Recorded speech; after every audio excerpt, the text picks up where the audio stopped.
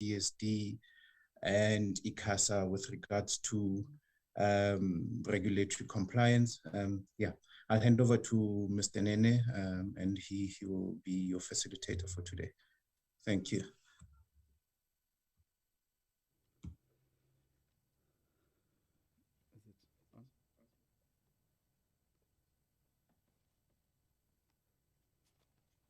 Hi everyone. I am on TV and I've got people directing me, so I'm a bit nervous. Or must I keep it down? Okay, that's fine. Oh, sorry. I was told to lower my volume. I've got a presentation which can someone assist me share?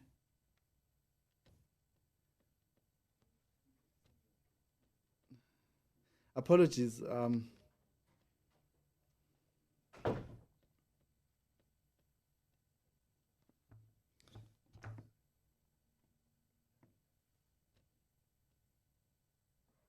So just as we get on with the business of the day, what I intend to do is facilitate a discussion more than what's the word, preach, for lack of a better term, from the pulpit.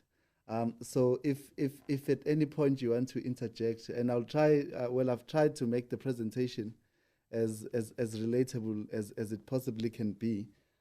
So my expectation is that we'll have a bit of a discussion around it.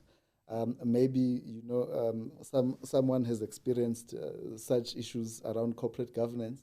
Maybe they have issues that they're dealing with around corporate governance, and then we'll talk about all of that as I go through my presentation. Like I said, I've tried to make it less legal. And I've tried to make it less wordy. We work in words, so as wordy as it can possibly, as less wordy as it can possibly be. We're just trying to share the presentation now so we can begin officially.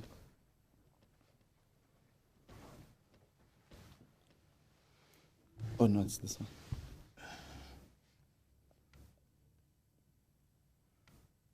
Yeah, that's fine. Am I sharing though? I'm not sharing anything.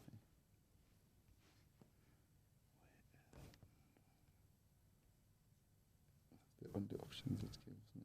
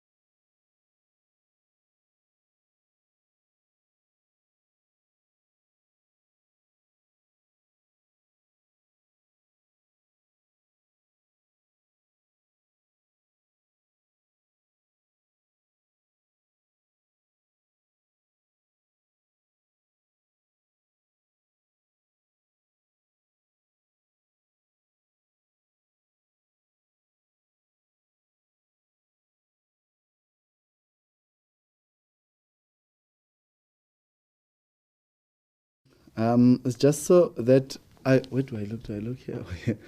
Doesn't matter. Okay, I'm now presenting. Just so we are all on the same page. Just from around the room, does anyone know what corporate governance is? I'm also just doing this just to ensure that I'm not talking to myself.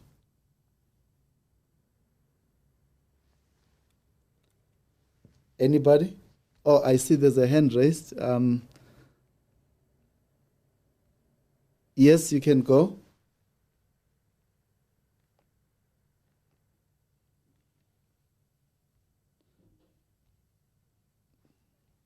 Must I am?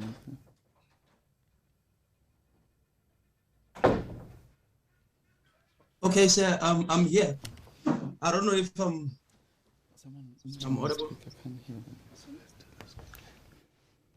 Hello. Yeah, I can. Yeah, just in at the top of my head, corporate governance, it has to do with the board of directors. They have to, they're the ones that are a governing body for, okay, the representatives of corporate governance in structures, basically. It means what? I couldn't hear you. That's fine. Okay, I said it has to do with the board of directors. They are the ones that are leading that role in structures, corporate governance. Okay. That's partly correct. Anyone want to venture in another definition? Hello. Can hear you. Am I audible? Yes, you are. Oh, this is Steven from Mapepeza Media. We can hear you. All right, to my understanding, corporate governance is essentially the rules that govern any organization. Okay. That's also partly correct. But in fact, that's not even partly correct. That's correct. But the definition, because of things like the King's Code, and because of some things we are going to get into the discussion of, but it's more, it's more of a community accountability, the board more than the company. I will borrow from my other experiences outside of this world. In fact, there's a slide about it. There is a definition that says what is a company and what is a company for. So anyone want to tell me what is a company or what is a company for? Any company, whether it's an NPO or a profit company.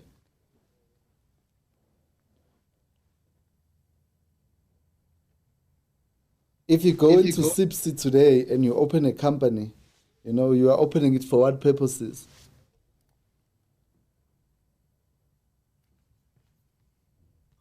Okay, company is a business. If it's a profit making, obviously the motive there is to make profit. Yes, and it has shareholders.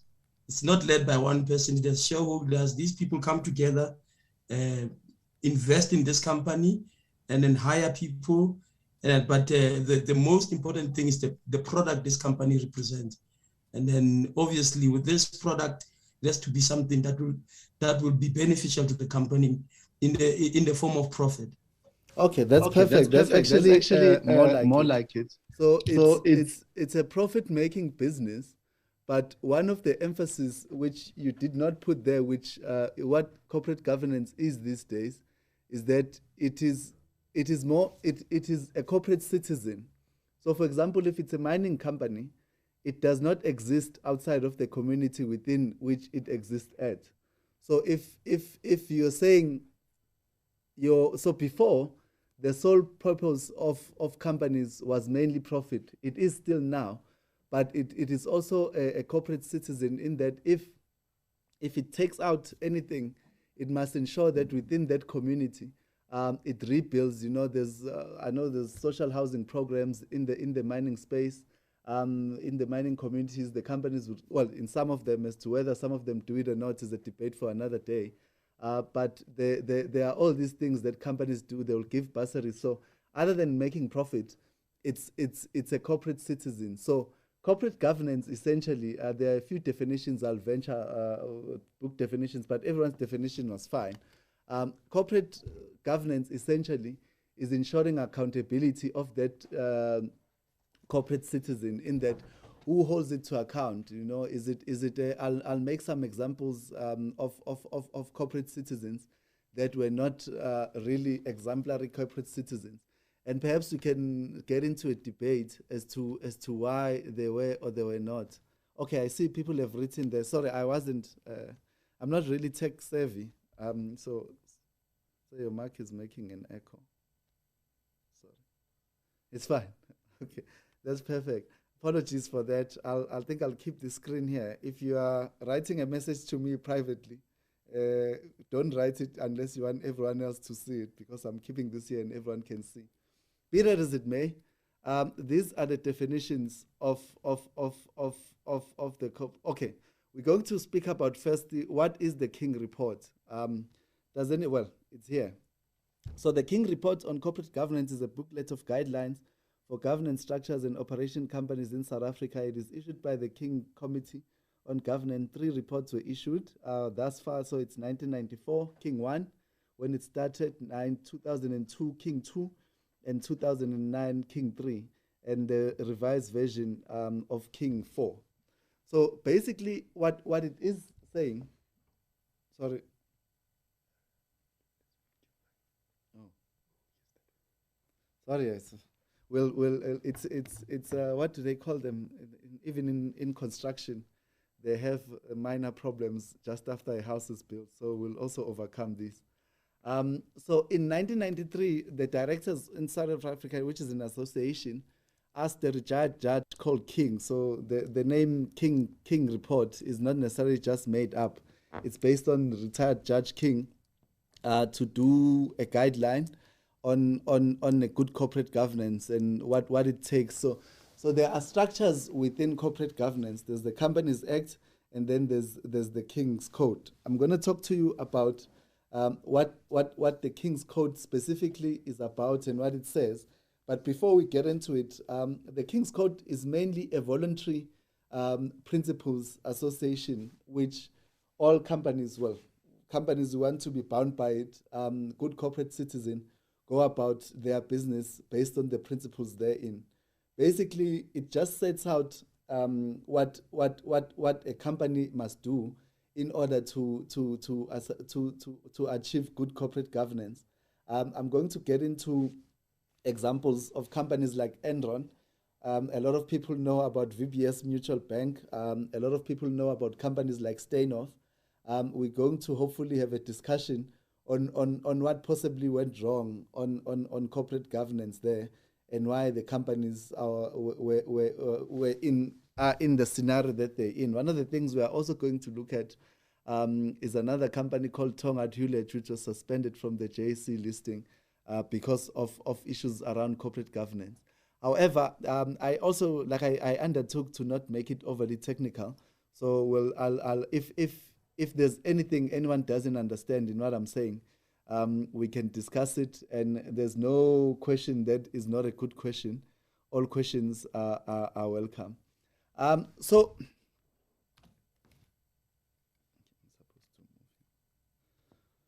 corporate governance, this would have been the point where I asked what precisely it entails. So it entails basically all of these things: system of rules, monitoring, accountability, regulation, stakeholder management, private regulations, management, policy, controlled and directed. So it's more, someone earlier said it's about the board, but it's a bit more than the board. So it's about both the board as well as the stakeholders.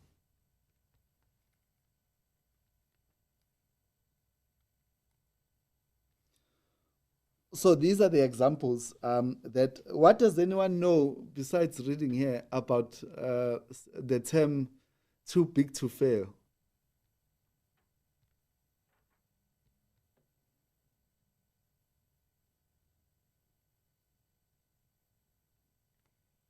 Anybody?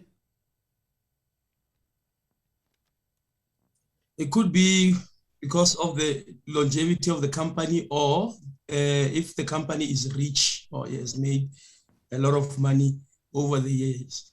I suppose that's perfect.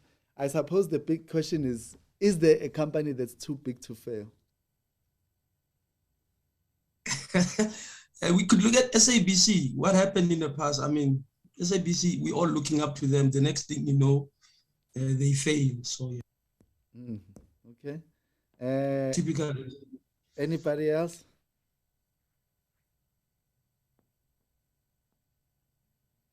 Okay, maybe let's discuss what's been in the news recently. Does anybody know anything about Steinhoff and what's the issue there? Besides, well, I don't know. I was hoping that these things slide, but it's fine. Besides what happened here, if from a layman perspective, what you know from the media, from anything else.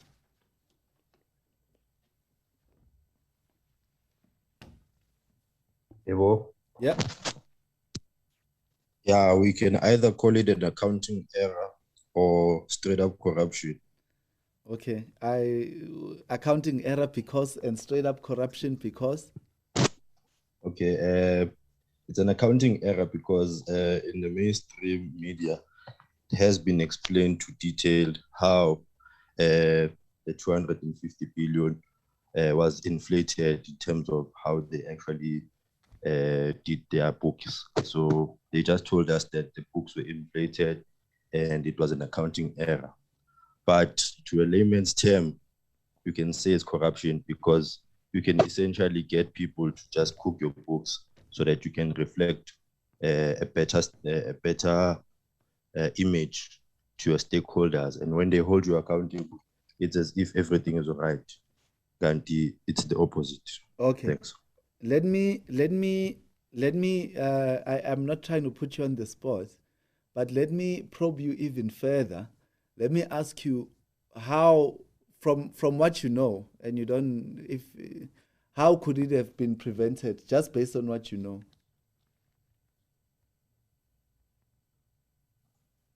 Based on my knowledge, I would say the people who are in charge of this public company, they should have actually made sure that they hire external auditors who can actually hold them to account about, because what happened was that these people had their own external companies that they hired at their own discretion, you understand? And for public companies to do that, they would be getting away with murder because sometimes they would be the player and the referee at the same time, because they would hold maybe major shareholdings in those subsidiaries, and those subsidiaries are the accounting firms that are supposed to audit these people. So if Steinhoff would actually do the right thing and make sure that they were held accountable by a third party which is not related to them, I think everybody would have seen this error before it was even made public.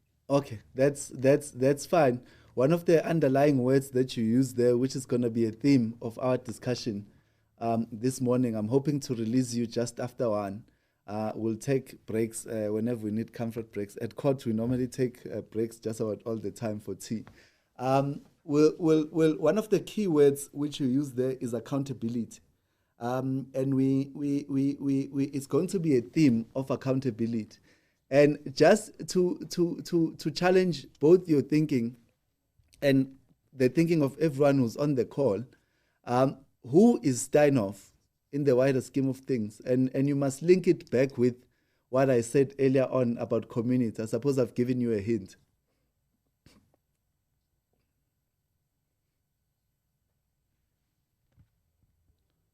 So if we are saying Steinhoff should have done this, Steinhoff should have done that, in the context, who is Steinhoff? Anybody? All right. To my understanding, I think Steinhoff is a public company. And when we say public company, it is not merely owned by the people who founded it and are continuing its operations as shareholders, but we necessarily mean everyone who has an interest in the company, and not just a share interest in terms of stake, but also people who consume the product, the general public, and everyone as a whole. So we can say the general community behind Steinhoff is what identifies it as itself, because if it was a private company, it would have been just limited to its people internally and those who serve it externally. But when you talk about a public company, we're talking about something that is encapsulating the whole in terms of including the general public itself, because they also have an interest. if everyone remembers anything from today, whether it is when they are, 10 years from now, 15 years from now, when they are presidents, when they are anything, is that the whole purpose of me being here is to inculcate into everyone what you've just said, using the King Code. However, I would venture to expand that definition and not say not only a listed company, but also a private company. If you and I were to open a company in trucking or a media company, even if it's owned by you and I as a CC, or it's owned by as a PTY, open to a certain number, selling a certain number of shares, it still operates within a community, and it still must account and be accountable to that specific community. And a community in this instance, and being a good corporate citizen, means that within that community, you are that person. I.e., I come from a township, and within a township, there are people who are known to be not good corporate citizens within the community. Those people, well, not good citizens within the community, whether through criminality or whatever elements. And those people, in as much as they, you may not be related to them when they go to jail, when they do anything, but they still affect you as a person. They might not even know who you are. They, for all intents and purposes, are privately owned, but they will still affect what is happening to you, and they will still affect the community. Same is said of the company, and there's today is a different lecture, or today is a different discussion, but same is said of companies in that within the space with which they exist, they must not be a thug that is known within the community that just terrorizes the community and does all that they are not supposed to do. I suppose, having said that, we also know Tonga Hewlett. Tonga Hewlett is similar accounting irregularities, as they called inflation, but they accounted and blamed it on their previous boards. At least 10 of, there's still a big secrecy around them. Or that's all we know, is that there was accounting irregularity, but I'm not here to talk about that. VBS, I think falls into that category. There is something called, and I know it's quite a controversial topic. I'm not casting aspersions nor drawing any conclusions on them, but I'm merely putting this up for discussions. Anytime, every time, and besides the politics of it, but every time you hear the term Gupta-owned companies, what comes to mind? Well, not what comes to mind in the sense of, you might have had good experiences with them. I certainly was in the mining space, and I had my fair dealings with in that space. But just for anyone else, if anyone says Gupta-owned companies, what comes to mind?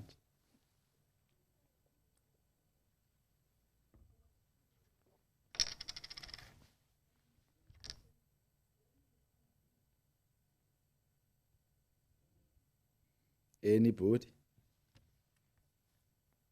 Corruption or government tenders. Okay. Why but I want us to say a bit more. Why government tenders? How?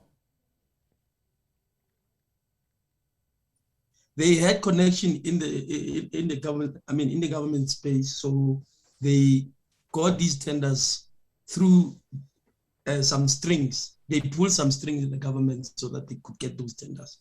It was not fair, basically. Okay. I propose that we adjourn for tea, as we said, court at 10, and then it'll be 10 minutes long, and then we'll come back. We're gonna go to, it's just a proposal from the floor, because I think there are some people who cannot speak, that will be allowed to speak, but they can type in the meantime.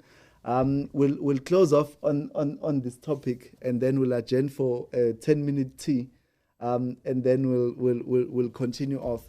So, just based on, you said they pull some strings, but I'm not trying to put you on the spot, but there's something I want you to say. I'll say it if you don't get to saying it.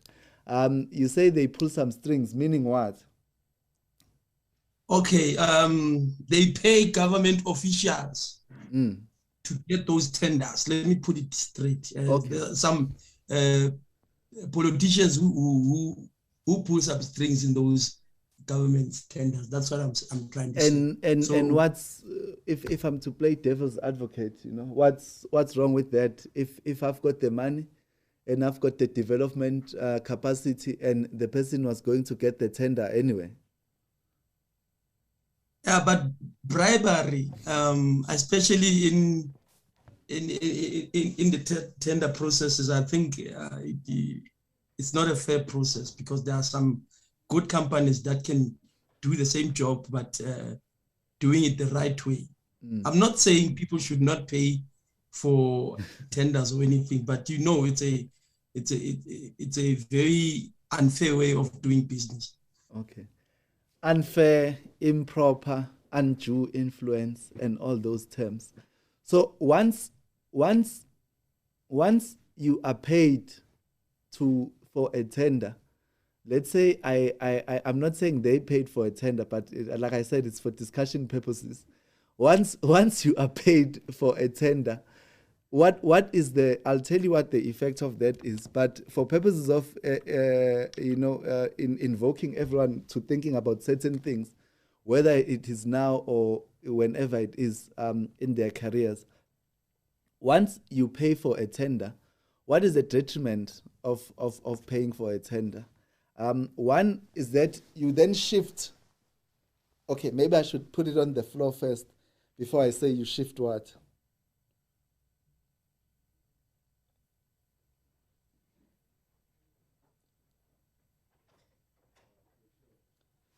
Let me see if anyone has typed anything.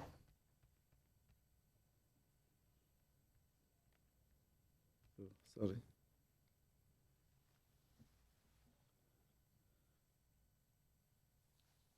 Anyway, once you pay for a tender, your accountability shifts. Your accountability is no longer to your stakeholders. Your accountability is to your piper now. There's a saying that says, "He who pays the piper plays the tune." So we've heard of many examples of people that were given millions and billions worth of tenders, and they did not do the work. And they did not do the work.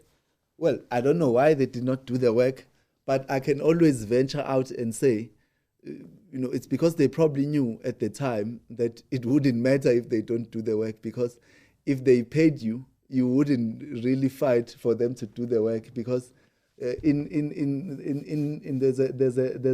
an expression in law that says in part delicto, a position of the possessor is the strongest. So the person who then possesses the tender is the strongest. It means in equal guilt. So people who commit a crime, a person who holds the position is in the strongest position. So basically, it does away with accounting principles. If it does away with accounting principles, then it affects the service delivery in the government space. In the private space, it affects that person as a community. So they wouldn't care about the housing program that they are supposed to do. They wouldn't care about in the mining space. They wouldn't care about the environmental community things that they're supposed to do. In our space, in the media space, they wouldn't care about being objective. They wouldn't care about verifying stories. They wouldn't care about the content that they will put up, that the quality of which might be shoddy. But I don't care, because I know I'm almost guaranteed a spot there, because I've got someone. So if bribery erodes the principles of accountability in that sense, in that the board, someone said the board, the corporate governance has something to do with the board. I then said it has something to do with the board and a whole host of other people.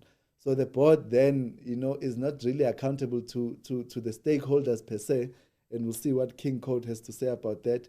It is now accountable to this person just because they have the funds. If you go onto Twitter and you read things people write there, you'll hear that certain outlets are accountable to certain houses, some of which, where's this houses down here?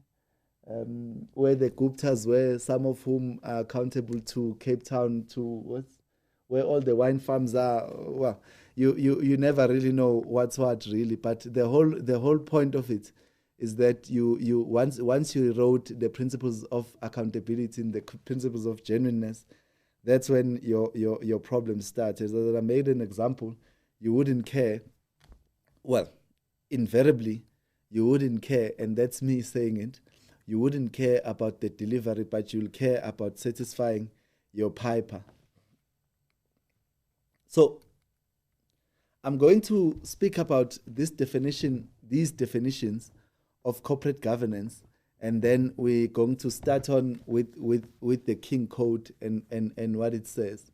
So corporate governance refers to a way, so this is what the Government Institute of the UK, the Chartered Governance Institute of the UK and Ireland had to say about this. They said that corporate governance refers to a way in which companies are governed and for what purpose. Identify who has the power and accountability and who makes decisions. It is in essence a toolkit that enables management and a board to deal more effectively with the challenges of running the company. That's one definition. Corporate governance, according to Investopedia, is a system of rules, practices, and processes by which, let me just move, a firm, it's called, you'll hear a governing structure a lot, a word called governing structure, but a firm is directed and controlled. Corporate governance essentially involves balancing the interests of the organization's many stakeholders, such as shareholders, senior management, executive, customers, suppliers, financiers, the government, and the community.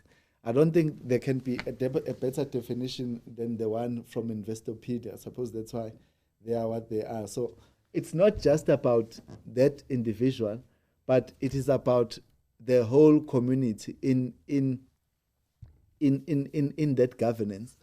So even with you in your space, as you do what you do, you're not just accountable to your manager. You are accountable, you represent that space in the wider community, and you are accountable to a whole host of players within the community. So that is why effectively one tries to be exemplary and tries to effect the practices that are envisaged by the King Code. And it's a set of guidelines. In accounting, there's a lot of words about guidelines and opportunity for improvement.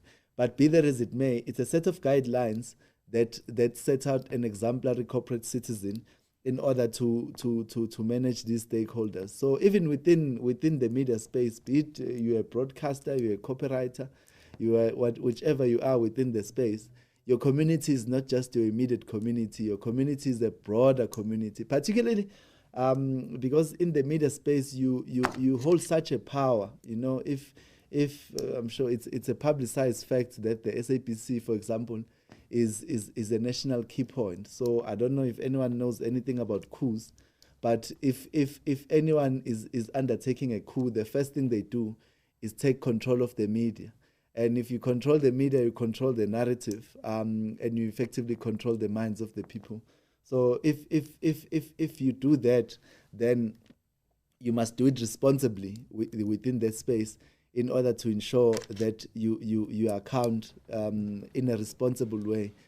We call it leading from the heart at business school, to your community. Be that as it may, that's it for the introduction, and I'd like us to take a 10-minute break. Firstly, for me to drink some water, and for you to stretch, and also for people who are more technologically inclined to assist me. But before we take that break, whilst we were talking, is there anything that has come up? Is there anything that in what we've said you want to discuss? Whether it is about the Guptas, the Steinhoffs, the VBS, accounting irregularities versus corruption, anything of that sort that has come up, you can send a question or you can just shoot from the hip wherever you are.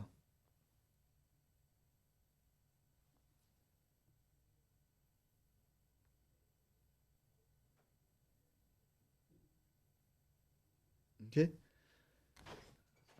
Okay, Michelle, I see you've raised your hand. Okay, I'll ask someone to come and assist me.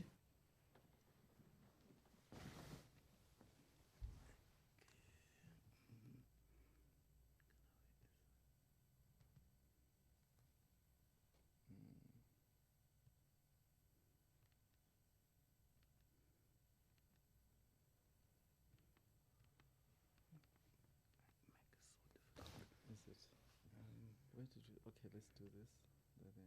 Unmute. Sorry, I must unmute. Oh, you have unmuted. Sorry. I'm sorry, that was my bad. Sorry, I didn't see that. It's brought it very clear to me because I've never trained in business school, but what came home to me was that if a tender is obtained by bribery and corruption, then it becomes a criminality affair where there's no accountability to the goodness of doing a community good work or to the ethics of business or anything like that. It becomes like a mafioso thing where it's just, and it explains to me why the tenders don't actually then get fulfilled, because it's not done in good, honest governance. And what also came clear to me is that as community stations, we've got a whole lot of corporate structures. We've got the CASA regulations, we've got our board, we've got our management, we've got the listeners committee, we've got our donors, we've got our listeners, their views, of what we put on air so that they don't complain that we marginalize them in any way. We've got our own policies and procedures. So thank you for stirring up our hearts to think on these things. It's been most interesting. Thank you. I am highly honored. And if there's anything else that comes up, whether now or whenever it does come out, please do not be afraid to get in touch. And you'll certainly get an answer to it. But I'm happy that it is doing what it is doing.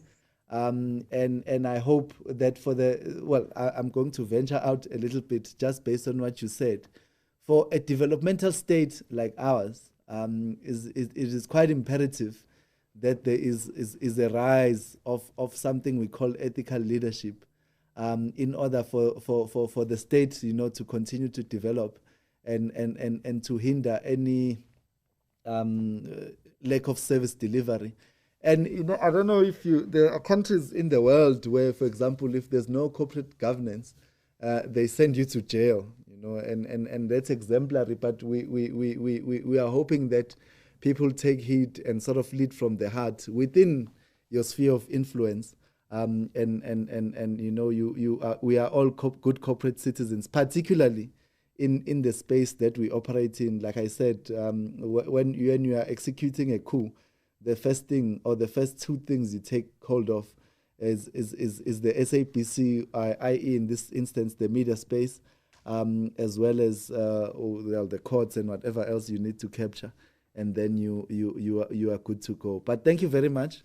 If there's nothing else, let's take 10 minutes, and then I'll return. It's now 3. I can't really count. That's why I did low. If it's 3. At 10:15, can we be back?